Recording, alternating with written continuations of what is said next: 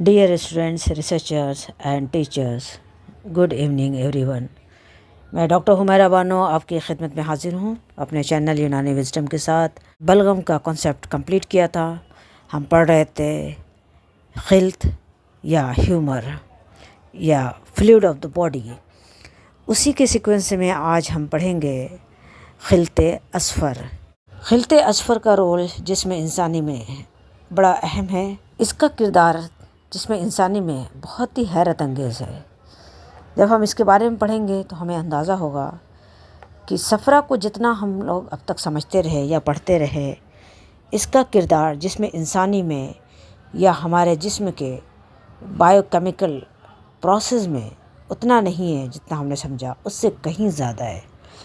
तो आज हम बहुत ज़्यादा डिटेल में न जाके, तफसील में न जाके, मुख्तसरन और पॉइंट वाइज देखते हैं सफ़रा के रोल को कि जीआईटी में इसका क्या रोल है, लीवर में इसका क्या रोल है, और जब ये वेसल्स में ब्लड पहुंचता है यानी फ्लोइंग ब्लड में, उस वक्त इसका क्या रोल है, और जब ब्लड हमारे सेल्स में पहुंचते हैं तो उस वक्त इनका क्या रोल है। सफ़रा के मुख्तलिफ़ अक़साम हैं उनकी, और उनके डिफरेंट रोल्स हैं, और हर मकाम पे वो अपने रोल को अपने अनोखे तरीके से अदा करता है, और इसकी वजह से जिसमें इंसानी में हरारत का निज़ाम रवां दवां रहता है। सबसे पहला खिल्त जो हमने पढ़ा था वो दम था, यानी खिल्ते दम। व्यूअर्स, हम जानते हैं कि यूनानी तिब में जो फ्लूइड ऑफ द बॉडी है उसको चार उसकी तकसीम की गई है मोटे तौर पे, लेकिन उसमें दम का जो तस्वुर है वो एक्चुअली तीनों जो अखलात हैं, जैसे बलगम, सफ़रा और सौदा, इन तीनों के कॉम्बिनेशन का नाम फ्लूइड ऑफ द बॉडी या ब्लड कहा गया है। तो देखा जाए तो ब्लड इटसेल्फ कुछ अलग इसकी जो है आइडेंटिफिकेशन नहीं है, वो इन्हीं अखलात के मजमूए का नाम है। लेकिन फिर भी हमने मोटे तौर पे आरबीसीज़ के पॉइंट ऑफ व्यू से, उनकी रंगत के एतबार से, उनकी परफॉर्मेंस के एतबार से हमने इसके बारे में थोड़ा सा पढ़ा था, और हमने जो तफसीलन पढ़ा है वो बलगम के बारे में पढ़ा है, क्योंकि बलगम का रोल हमारी जो ग़िज़ा है, जब हम ग़िज़ा लेते हैं तो उसका जो सेकंड रोल आता है बॉडी में वो बलगम का है। इसलिए इसको ज़्यादा तफसील से पढ़ा, क्योंकि इसका करैक्टरिस्टिक बहुत ज़्यादा वाज़ह नहीं था। तो इसको वाज़ह करने के लिए, इसके डिफरेंट स्टेजेस और इसकी डिफरेंट अक़साम को बयान करने के लिए इस पे हमने तफसीलन 3 लेक्चर्स किए। इसलिए आज हम जो है खिल्ते असफ़र को बयान करेंगे। इसमें सिर्फ 2 लेक्चर करेंगे हम, 2 लेक्चर के बाद ही इसको कंप्लीट कर देंगे और खिल्ते असफ़र को फिर शुरू करेंगे। फ्लूइड ऑफ द बॉडी, ठीक है। तीसरा पॉइंट या तीसरे इम्पॉर्टेंट हमारे पास जो खिल्त है वो हमारा खिल्ते असफ़र है। खून और बलगम के बाद सफ़रा का नंबर आता है, इसलिए हम 3rd नंबर पे सफ़रा को पढ़ रहे हैं, ठीक है। इसके बाद जो चौथा नंबर आएगा वो आएगा असवद का। तो हम देखते हैं कि खिल्ते असफ़र बेसिकली क्या है। ये and product of blood is bile, ठीक है। ब्लड का जो एंड प्रोडक्ट है वो बाइल या सफ़रा कहलाता है। यहाँ पे ये कन्फ्यूजन नहीं होना चाहिए कि सिर्फ बाइल ही ब्लड का एंड प्रोडक्ट है, बहुत सारे हैं, लेकिन सफ़रा भी हमारे दम का इस्तिहाले के नतीजे में पैदा होने वाला एक आखिरी या एंड प्रोडक्ट है। इसके शेप हैं जो ये रिप्रेजेंट करने के लिए बनाए गए हैं कि ये सफ़रा मुख्तलिफ़ मराहिल अपने तय करता है। इसके डिफरेंट स्टेजेस होती हैं, कभी ये छोटा होता है, कभी ये उससे भी ज़्यादा छोटा होता है, कभी बहुत ज़्यादा बारीक होता है, या कभी ऐसा भी होता है कि वो आइडेंटिफिएबल नहीं होता, यानी सफ़रा के नाम पे वो आइडेंटिफिएबल नहीं होता। اس وقت وہ صرف اپنے کردار سے آئیڈینٹیفیبل ہوتا ہے، ٹھیک ہے، اور یہ اس کے مختلف اقسام ہو سکتی ہیں۔ تو there are following stages of digestion and health formation. تھوڑا سا ایک ویو لیں گے اس پہ کہ ہمارے جسم میں یونانی کے پوائنٹ آف ویو سے میٹابولزم کے یا استحالات کے کتنے اسٹیجز ہیں یا کتنے اس کے مراحل ہیں، کن مراحل سے گزر کے ہماری غذا ہمارے جسم کا تغذیہ کرتی ہیں یا نیوٹریشن بنتے ہیں۔ Relate to the metabolic stages of digestion and blood formation. تو there are 4 stages of digestion in the human body that is reported in the classical یونانی ٹیکسٹ۔ پہلا مرحلہ ہم لوگوں نے پڑھا تھا کہ وہ ہمارے اسٹمک اور ہمارے انٹسٹین میں کمپلیٹ ہوتا ہے یا مکمل ہوتا ہے۔ ہمارے جسم کا جو پہلا استحالہ وہ ان 2 مقامات پہ مکمل ہوتا ہے۔ ہم یہ کہہ سکتے ہیں کہ gastric first stage in the stomach, ٹھیک ہے، پہلا ہمارا ہوتا ہے۔ Food is transformed into the chylous, raw digestive material میں یہاں پہ ٹرانسفارم ہوتا ہے۔ اس کے بعد جو سیکنڈ ہمارا پروسیس آتا ہے میٹابولزم کا، وہ ہمارا لیور ہے۔ لیور میں جسم انسانی کا دوسرا استحالہ مکمل ہوتا ہے یا تکمیل کو پہنچتا ہے، دوسرا استحالہ۔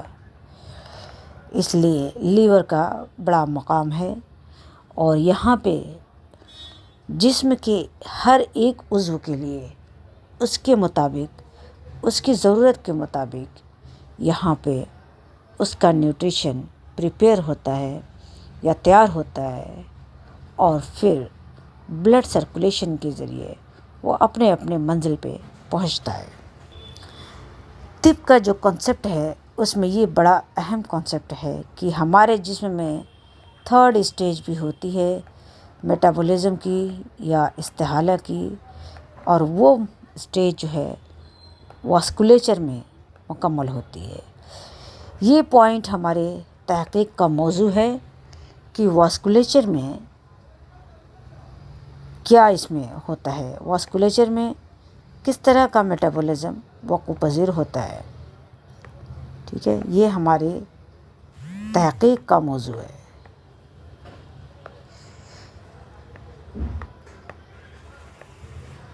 یقیناً ہم لوگ کو اس عنوان پہ کام کرنے کی ضرورت ہے کہ 3rd میٹابولزم جو ویسلز میں وقوع پذیر ہوتا ہے وہ کس طرح ہوتا ہے اور وہ کیا ہوتا ہے، ٹھیک ہے۔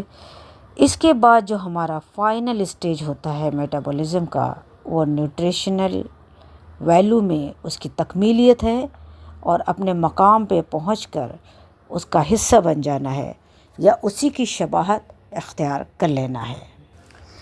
تو چلیے دیکھتے ہیں کہ اصفر اور اسود کیوں یہ اینڈ پروڈکٹ ہیں اس کے خون کے، بلڈ کے، ٹھیک ہے، یہ کس طرح سے اس کے اینڈ پروڈکٹ ہیں یا بائی پروڈکٹ ہے، ٹھیک ہے۔ بائی پروڈکٹ اور اینڈ پروڈکٹ، اور یہ کچھ ایسے ٹرمز ہیں جس کو سمجھنا بہت ضروری ہے۔ تو بیسیکلی بائی پروڈکٹ میں جو ہے ہمارا پرپز ہوتا ہے کہ ہمیں کیا چیز پروڈیوس کرنی ہے۔ تو غالباً خون کا پرپز ہے کہ اس کو کیا پروڈیوس کرنا ہے اور کس طرح کرنا ہے تاکہ وہ غذائیت فراہم کر سکے۔ تو اس لیے کہا گیا ہے کہ بائل اور بلیک بائل دونوں خون کے بائی پروڈکٹ ہیں، ٹھیک ہے۔ اوور میچورڈ فارم ہے، یعنی یہ خون کا ہی حصہ ہے لیکن اوور میچورڈ ہے، اس پہ کئی مراحل گزر چکے ہیں میٹابولزم کے، ٹھیک ہے۔ پہلا گزر چکا ہے، دوسرا گزر چکا ہے، تیسرا گزر چکا ہے، ٹھیک ہے، اور کہیں کہیں اس پہ چوتھا بھی گزرتا ہے۔ تو کم سے کم پہلا دوسرا جو مرحلہ ہے وہ اس کو پاس ہو چکا ہے، اور تیسرے میں بھی وہ چل رہا ہے، اور جب چوتھے میں پہنچتا ہے تو بھی صفرا کہتے ہیں اس کو، لیکن یہاں پہ اس کا نام تھوڑا سا تبدیل ہو جاتا ہے. ٹھیک ہے. پہلے مرحلے میں جب وہ ہمارے اسٹمک پہ یا انٹسٹین پہ تھرو بائل ڈکٹ انسپل ہوتا ہے تو طب کا جو کنسیپٹ ہے کہ یہ اس میں لذت پیدا کرتا ہے اور اس کے اندر جو ہے حرکات پیدا کرتا ہے. تو ہم جانتے ہیں کہ حرکات جو ہے وہ کسی نہ کسی انرجی کا نتیجہ ہوتے ہیں. کوئی انرجی جب اس کو موٹیویٹ کرتی ہے تو حرکت وجود میں آتی ہے. تو ایسا لگتا ہے کہ یہاں پہ جو تھرو بائل ڈکٹ ہمارا جب بائل وہاں پہ انفلٹریٹ ہوتا ہے یا انسپل ہوتا ہے تو ہمارے اسٹمک کو اسٹیمولیٹ کرتا ہے، اس کے کچھ سیلز کو اسٹیمولیٹ کرتا ہے کہ وہ کچھ ایک ایسے انزائم سیکریٹ کریں تاکہ ہمارا ڈائجیشن ہو سکے. اور اسی طرح سے بالکل وہ کچھ حصہ اس کا نیچے انٹسٹین کی طرف بھی ایبزارب ہوتا ہے. تو اس سے کہا جاتا ہے کہ ہمارے انٹسٹین کے مومنٹ جو ہوتا ہے وہ اس کو انہانس کرتا ہے. تو پینکریٹک ڈکٹ بھی یہیں پہ ہے جہاں پہ ہمارا بائل سیکریٹ ہو رہا ہے یا انفلٹریٹ ہو رہا ہے. تو اوبیسلی ہمارا بائل کہیں نہ کہیں ہمارے پینکریاز کو بھی اسٹیمولیٹ کرتا ہے تاکہ پینکریاز بھی کچھ ایسے پروڈکٹ بنائیں جو ہمارے انزائم کو سیکریٹ کرنے میں معاون ہو اور ہماری غذا کو ڈائجسٹ کر سکیں پراپرلی. تو یہ ایک لمبی اور جو ہے اسٹڈی ہے یا پروسیجر ہے ڈائجیشن کا جو فزیولوجی میں آلریڈی بیان ہے. تو یہاں پہ اس کا مقصد صرف انڈیکیشن ہے بتانا کہ ہمارا فوکس ادھر بھی ہونا لازمی ہے. ہم اس پہ بھی فوکس کر سکتے ہیں کہ ہمارا بائل صرف یہی نہیں ہے جو یہاں پہ انفلٹریٹ ہوتا ہے، یہ کچھ نہ کچھ دور تک اس کے اثرات جاری اور ساری رہتے ہیں. یہاں پہ ایسی ہے کہ having undergone further metabolic processing on their way to becoming waste. تب تک اس کا پروسیس، اس کا مرحلہ جاری رہتا ہے جب تک یہ ویسٹ پروڈکٹ کی شکل میں بدن سے خارج نہیں ہو جاتا. However, they remain in a normal range. جب تک یہ نارمل رینج میں ہے تو یہ فزیولوجیکل ہے. Not yet in a destructive state, perform outstanding work in the human body. جب تک یہ نارمل رینج میں ہے تو یہ اس کا جو پرفارمنس ہے وہ آؤٹ اسٹینڈنگ ہے، اس کا پرفارمنس ڈسٹرکٹیو نہیں ہے. جب یہ بیونڈ رینج ہوتا ہے تب اس کی پرفارمنس ڈسٹرکٹیو ہوتی ہے ہیومن باڈی میں. Byproduct of overheated اور excessive metabolism may be considered an advanced state of the blood breakdown.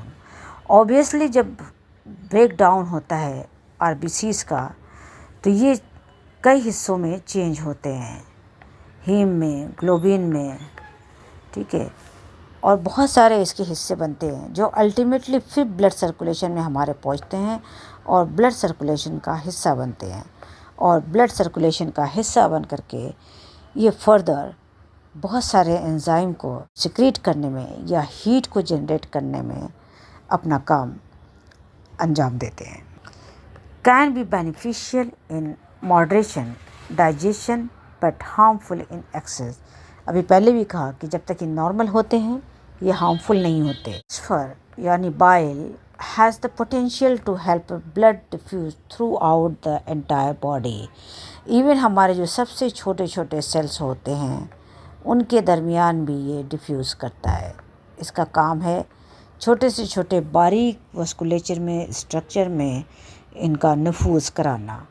یعنی یہ بائل کا ہی کام ہے کہ ہمارے بلڈ کے انفیوژن کو جسم کے باریک سے باریک حصے تک پہنچاتا ہے.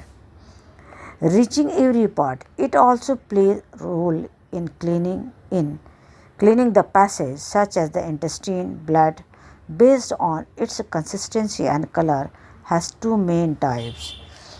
اس کا رول ہر جگہ پہ الگ ہے. جب یہ اسٹمک اور انٹسٹین میں ہوتا ہے تو اس کے پارٹیکلس بڑے ہوتے ہیں، ٹھیک ہے، اور اسی لیے اس کی رنگت نمایاں ہوتی ہے، یہ دکھائی دیتے ہیں. جب یہ ہمارے ہیپیٹک میٹابولزم کا حصہ بنتے ہیں تو ان کے پارٹیکلس چھوٹے ہو جاتے ہیں. اسی لیے ہمارے بلڈ میں یہ نمایاں نہیں ہوتے انلیس کہ ہم اسے سیپریٹ کریں. ٹھیک ہے، جب سیپریٹ کریں گے تو یہ نمایاں ہوں گے، بلڈ کے اندر مکس ہو کے نمایاں نہیں ہوتے. جبکہ بائل ڈکٹ میں اور گال بلیڈر میں ان کی پہچان، ان کا آئیڈینٹیفیکیشن ایک دم ڈیفرنٹ، ایک دم ڈسٹنگوش ہوتا ہے. کیا اس کے بینیفٹس کیا ہیں؟ بائل کا بینیفٹس کیا ہے؟ آخر کیوں ہمارے خون کا حصہ اس کو بھی رکھا گیا ہے؟ تو کہا یہ جاتا ہے طب کے لب و لہجے میں اور پوائنٹ آف ویو سے کہ بینیفٹس آف دا بائل، یہ خون کو لطیف بناتا ہے، یعنی اسے پتلا کرتا ہے.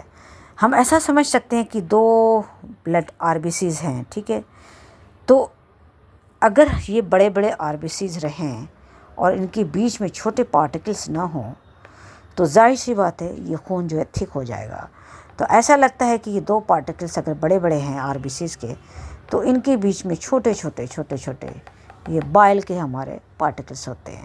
یہی بائل کے پارٹیکلس ہوتے ہیں جو ان کے درمیان ایک اسپیس کو برقرار رکھنے میں معاون ہوتے ہیں، کیونکہ یہ گرم ہوتے ہیں اور یہ جب گرم ہوتے ہیں تو ان کو جو ہے ایک دوسرے سے دور رکھتے ہیں. یہ سائنس کا بیسک کانسیپٹ ہے کہ حرارت کسی چیز کو پتلا کرتی ہے اور لطیف بناتی ہے. تو سیم کانسیپٹ یہاں پہ اپلائی ہوتا ہے کہ بائل جو ہے ہمارے بلڈ کو پتلا کرتی ہے، ٹھیک ہے، اور لطیف بناتی ہے. یہ اپنے آپ میں ایک آئیڈینٹیفیکیشن یا پہچان ہے کہ بائل گرم ہے. اگر کوئی سوال کرے کہ بائل کس طرح سے گرم ہے تو ہمارے پاس یہ جواب ہے کہ یہ خون کو پتلا کرتی ہے. اور پتلا ہم جانتے ہیں کہ خون کیسے ہوتا ہے، کہ جب ان کے درمیان میں اسپیس ہو، جب سیلز کے درمیان میں اسپیس زیادہ ہو جائے یا اس کے اندر لیکوڈیٹی زیادہ آ جائے تو ہم کہیں گے کہ خون پتلا ہے. تو آبویسلی یہ ایسے پارٹیکل سے ممکن ہے جو چھوٹے ہوں، باریک ہوں، جو دکھائی نہ دیتے ہوں، نمایاں نہ ہوتے ہوں، لیکن موجود رہتے ہوں. اس کی دو بڑی خوبی ہے. پہلی خوبی یہی ہے کہ اس کے اندر حدت ہوتی ہے، حرارت ہوتی ہے، یعنی ہیٹ پروڈیوسنگ ہے. یہ خود ہیٹ پروڈیوس کرتے ہیں اور ان کے اندر حدت اور تیزی ہوتی ہے، یعنی انٹینسٹی ہوتی ہے. یہ بائی نیچر یہ ایسے ہوتے ہیں کہ جہاں یہ موجود ہوتے یہ وہاں نہیں رہنا چاہتے، یہ آگے بڑھنا چاہتے ہیں، یہ اپنے لیے آگے راستہ بنانا چاہتے ہیں. تو جب یہ اپنے لیے راستہ بناتے ہیں تو اپنے پیچھے آنے والے جو اور سیلس ہیں ان کے لیے راستہ پرووائڈ کرتے ہیں. تو یہ دو بڑی خوبی ہے جو بائل کو نمایاں کرتی ہے اور بائل کے کردار کو سرٹن کرتی ہے بلڈ کے اندر یا اخلاط کے اندر. تو یہی دونوں اسپیسیفیکیشن جب باہم ہوتا ہے، ملتا ہے، جمع ہوتا ہے تو یہ اس کو صفرا کا نام دیا جاتا ہے. تو میرے خیال میں صفرا کا جو مین کریکٹرسٹک ہے وہ سمجھ میں آ گیا ہوگا. اب اس میں شاید کنفیوژن نہیں رہے گا زیادہ. باریک باریک ہوں گے، چھوٹے ہوں گے، اس سے بھی چھوٹے ہوں گے.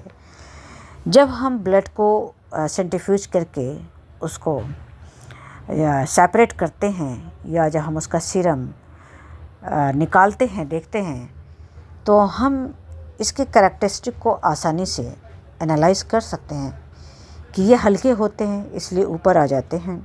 ان کا کلر بھی ہلکا ہوتا ہے in comparison to the R B Cs کے یا جو دیگر اس کے پارٹس ہیں، پورشنز ہیں بلڈ کے. تو یہ کریکٹرسٹک جو ویژولائز کیے جا سکتے ہیں وہ بالکل کلیئر ہیں. یہ دو چیزوں کو ثابت کرتے ہیں، ان کے کلر کی جو ہے پیلر یا ان کا جو ہے کیا کہنا چاہیے زردی مائل اپیرنس ان کا، اور ان کا ہلکا پن یعنی ان کی specific gravity.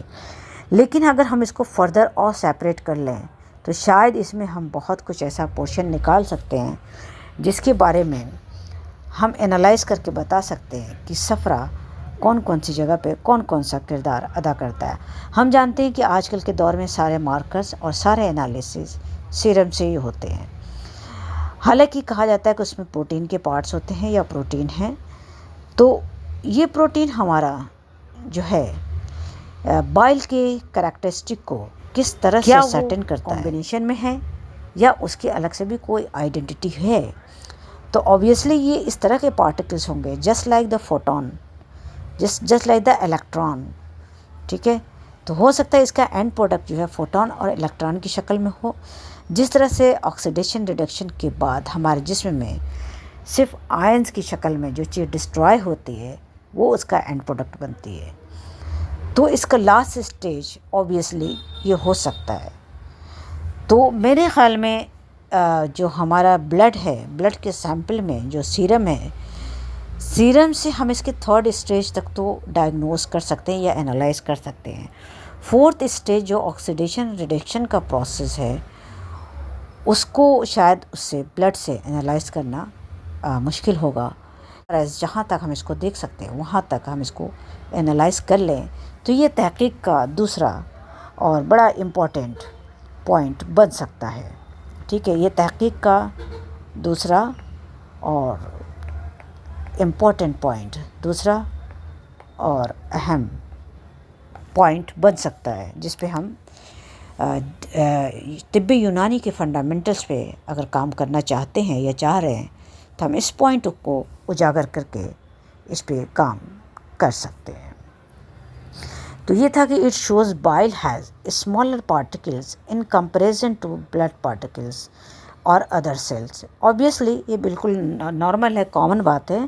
This it increases thinness in it.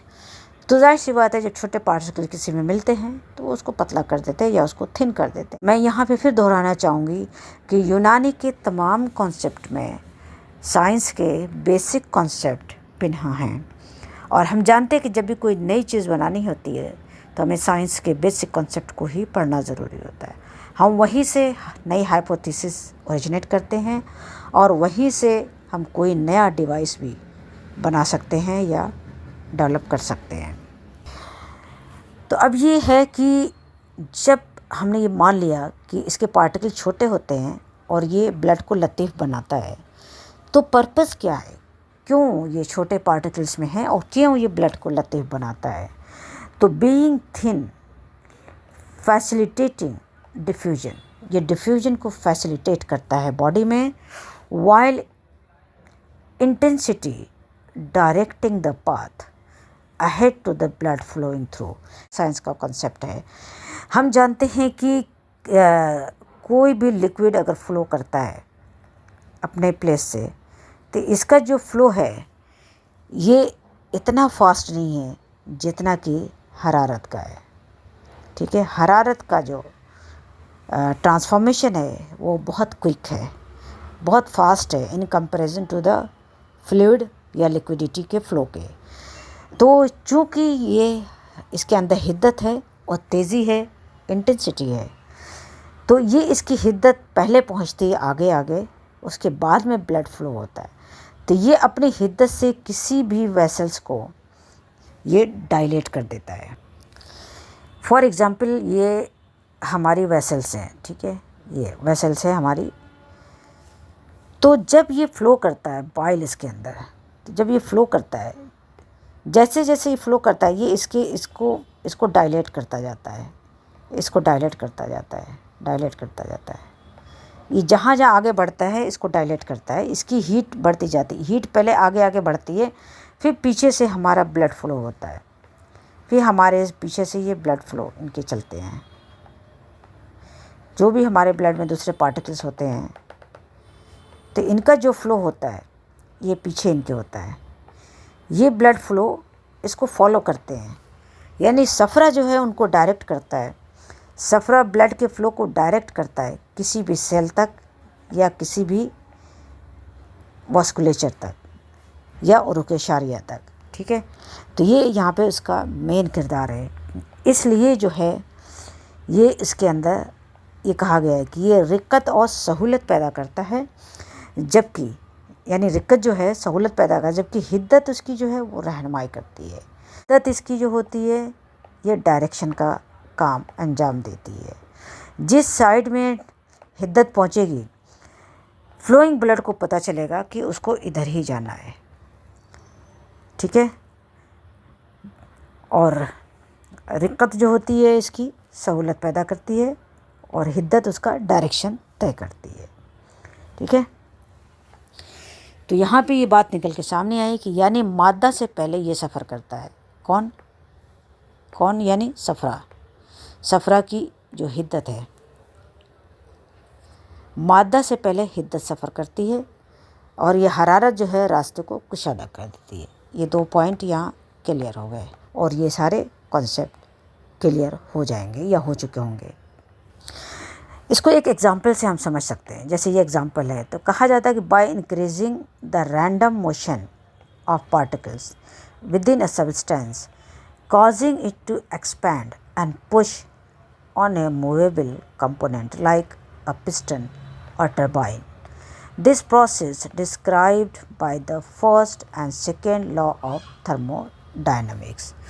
तो जिन्होंने थर्मोडायनामिक लॉ पढ़े होंगे उनको ये पता होगा कि इसका क्या कॉन्सेप्ट है। तो बिल्कुल सफ़रा का एक्शन ये वही है जो थर्मोडायनामिक का एक्शन है।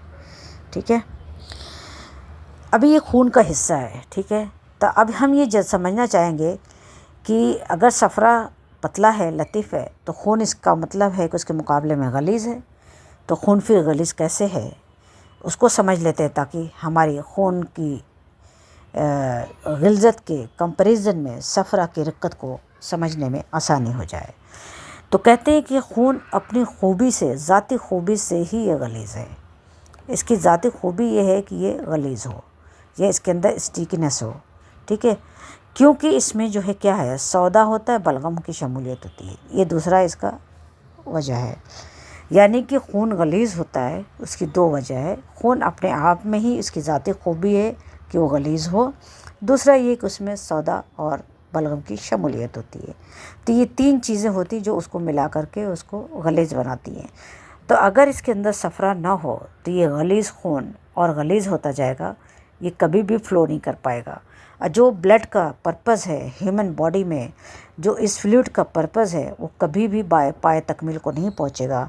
यानी ये न्यूट्रिशन वहाँ डिलीवर नहीं कर सकेगा जहाँ रिक्वायरमेंट है। तो 2 पॉइंट यहाँ पे निकल के सामने आता है जो हमारे लिए बड़ा अहम है। इसको हम चाहें तो इसको भी हम तहक़ीक़ का मौजू बना सकते हैं। पहला ये है कि blood is denser. Total specific gravity blood की जो है वो ज़्यादा है, जो हम टेस्ट ट्यूब में देख के समझ सकते हैं। ठीक है, विच इज़ स्टैंडर्ड। ठीक है, वो स्टैंडर्ड है। अनेबल टू डिफ्यूज़ इन हेरी वास्कुलेचर। ये अपने इस स्पेसिफिक ग्रेविटी से हेरी वास्कुलेचर में कभी भी डिफ्यूज़ नहीं कर सकता। स्पेसिफिक ग्रेविटी जो इसकी ब्लड की दी गई है वो इतनी है, 1.052 से 1.06 तक। ठीक है, इसके बीच में वेरी करता है। ये जो 0 तक जो है ये बज़ाहिर लगता है कि बहुत छोटा सा है, लेकिन ये छोटा नहीं है, ये बहुत बड़ा स्केल है। इस स्केल के बीच में बहुत सारे स्केल और भी मौजूद हैं। हमारा कॉन्सेप्ट ये कहता है कि इसमें बहुत सारे स्केल मौजूद हैं। ठीक है, जो हमारे ब्लड की स्पेसिफिक ग्रेविटी की उसकी थिकनेस को या उसके थिननेस को साबित कर सकती है, या हमारे उसमें सफ़रा की क़िल्लत को या उसकी ज़ाती को, कसरत को डिफ़ाइन कर सकती है। अच्छा, दूसरा पॉइंट ये आता है कि bile is thinner, it's addition make blood possible to flow in the narrowest vasculature. तो ये दोनों बातें ये समझ में आ गई, ये 2 चीज़ निकल के सामने आ गई होती है। ठीक है, ये 2 पॉइंट्स इम्पॉर्टेंट है जिसको समझना बहुत ज़रूरी है। और खिल्त में जो हमारा कॉन्सेप्ट है, जिसमें हम अक्सर वॉन्डरिंग करते रहते हैं कि पता नहीं क्या चीज़ है, क्या सफ़रा है, क्या सौदा है, क्या बलगम है। मुझे नहीं लगता कि अगर हम इसको डीपली पढ़ लें तो इसमें ज़्यादा कन्फ्यूज़न की गुंजाइश है। तो ये लास्ट स्लाइड है, इसके बाद हम इस लेक्चर को ख़त्म करेंगे। Blood is denser which is standard unable to diffuse in the हेरी वास्कुलेचर। अभी ये जुमला हमने पहले पढ़ा है, लेकिन यहाँ दोबारा इसलिए प्रेजेंट कर रहे हैं क्योंकि इसको यहाँ थोड़ा स्पेसिफाई करना है। इसमें कौन से फैक्टर रिस्पॉन्सिबल होते हैं। ठीक है, कौन कौन से फैक्टर रिस्पॉन्सिबल होते हैं कि ये डेंसर हो जाता है और ये स्टैंडर्ड है, अनेबल टू डिफ्यूज़। ठीक है, और हेरी वास्कुलेचर में इसमें क्या होता है कि इसमें हेमाटोक्रिट होता है जो आज नापा जा सकता है। ठीक है, इसमें प्रोटीन होता है जो आज मेजरेबल है, और इसमें वाटर होता है। तो अगर ये हमारा हेमाटोक्रिट इंक्रीज़ कर जाए, जैसे ये वाला इंक्रीज़ कर जाए, तो इसकी जो डेंसर کریکٹرسٹک ہے وہ بڑھ جائے گی. اگر ہمارا پروٹین کا بھی پورشن بڑھ جائے تو بھی اس کی ڈینسر کریکٹرسٹک بڑھ جائے گی. اور اگر ہمارا واٹر کا لیول کم ہو جائے تو بھی اس کی ڈینسر کریکٹرسٹک بڑھ جائے گی. تو یہ 3 فیکٹر ریسپانسبل ہیں اس کے لیے، اس کی ڈینسٹی کو بڑھانے کے لیے، انہانس کرنے کے لیے. اس کی ڈینسٹی کو انہانس کرنے کے لیے یہ 3 فیکٹر ریسپانسبل ہیں. اور یہ 3 فیکٹر طب میں بھی بیان کیا گیا ہے، اور ماڈرن کے پوائنٹ آف ویو سے یہی 3 فیکٹر اس میں بھی ہیں. ہیمیٹوکریٹ آپ جو ہے بلیک بائل کنسیڈر کر سکتے ہیں. پروٹین جو ہے ہمارا بلغم کا کچھ پورشن، ٹوٹلی بلغم تو نہیں کہیں گے لیکن بلغم کا کچھ پورشن اس میں ہو سکتا ہے. اور چوتھے یہ ہے کہ ہمارا واٹر جو ہے یعنی خلط مائی جو ہے ہمارے بدن میں، پانی جو ہے زندگی ہے، پانی جو ہے سب سے امپورٹنٹ شمولیت ہے ہمارے جسم کا. اور جب یہ کم ہو جاتا ہے تو ہمارے خون میں اپنے آپ غلظت آ جاتی ہے، اور یہی غلظت خون کی اسپیسیفک گریویٹی کو بڑھا دیتی ہے اور اس کو تھک کر دیتی ہے اور اس کی ڈیفیوزیبلٹی کو کم کر دیتی ہے. لیکن بائل ہمارا ایک ایسا پورشن ہے بلڈ میں جو اس کو ایسا نہیں ہونے دیتا، اس کی ڈیفیوزیبلٹی کو برقرار رکھتا ہے، اس کو باقی رکھتا ہے، اس کو رواں دواں رکھتا ہے اپنے کچھ پراپرٹیز کی بیس پہ. پہلی پراپرٹیز یہ کہ اس کے پارٹیکل چھوٹے ہوتے ہیں. دوسری پراپرٹی اس کی یہ ہے کہ اس کے اندر حدت اور تیزی ہوتی ہے یعنی انٹینسٹی ہوتی ہے. اس کے نیچر میں ہے آگے بڑھنا، یہ ہمیشہ آگے بڑھتا ہے اور ڈائریکشن اپنا طے کرتا ہے، اور اپنے پیچھے آنے والوں کے لیے بھی ایک ڈائریکشن جو ہے یہ رہنمائی کرتا ہے. دوسری بات یہ ہے کہ یہ گرم ہوتا ہے، یعنی گرم ہی جو ہوتا ہے نا اسی بنا پہ اس کی انٹینسٹی جو ہے باقی رہتی ہے. اسی لیے صفراوی امراض میں یہ کہا جاتا ہے کہ صرف گرمی نہیں ہوتی اس کے اندر انٹینسٹی بھی ہوتی ہے. تو یہ انٹینسٹی یہاں پہ فکس ہوتی ہے due to the dominancy of the bile in the blood اور ان دا ہیومن باڈی. اسی کے ساتھ میں اپنا لیکچر ختم کرتی ہوں. Okay bye. آپ سب سے گزارش ہے کہ یہ لیکچر دیکھیں، ٹھیک ہے، کمنٹس کریں، جو کچھ بھی ہے اچھا لگتا ہے تو بھی، نہیں لگتا ہے تو بھی، کچھ کمی خامی ہے، کچھ رانگ ہے تو بھی بتائیے. اور جو ہے اس کو شیئر کریے تاکہ یہ دیکھا جائے کم سے کم. جو آج بھی ہمیشہ کے لیے فکس ہے اس کے اندر کوئی چینجز نہیں آ رہے، ہمارے بیسک سائنس جو ہے کلیئر ہوتا رہے اور ہم یہ سمجھا سکے لوگوں کو کہ یونانی سسٹم آف میڈیسن ہمارے بیسک سائنس میں موجود ہے جو کبھی چینج نہیں ہوتی، اور اس کا جو فیکٹ ہے وہ ہمیشہ باقی رہے گا. اس کی جو ریلائبلٹی ہے وہ ہمیشہ برقرار رہے گی، اور اس کی جو آتھینٹسٹی ہے وہ کبھی جو ہے ڈکلائن نہیں ہوگی. اوکے بائے، اللہ حافظ.